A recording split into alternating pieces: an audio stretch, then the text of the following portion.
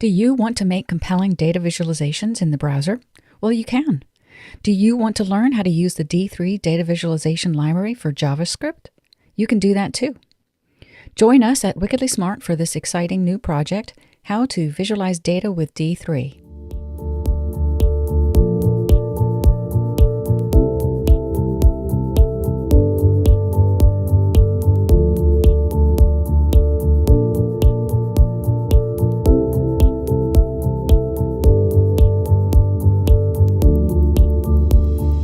In this project, you'll learn how to build a visualization that made headlines in summer 2018, when over 100 meteorologists from around the world wore ties and pins and scarves with the visualization design and displayed the visualization on their weather shows.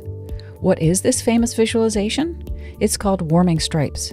It was created by climate scientist Ed Hawkins and shows how the temperature of the planet is warming over time.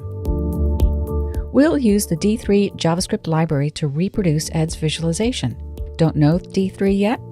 Don't worry, I'll step you through in detail everything you need to know to get started with D3 and build this visualization.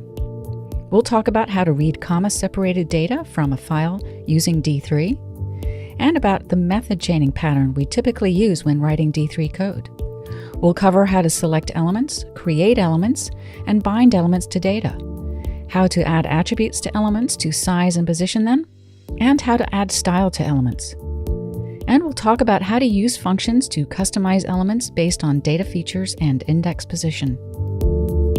Ed's visualization made a big splash in part because it highlights how much the planet is warming due to climate change in a striking way, and also because of the colors that Ed chose.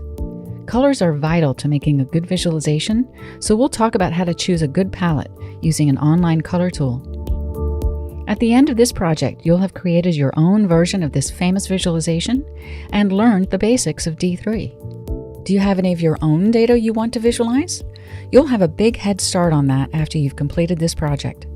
We're excited to bring you this project and look forward to seeing you in the course.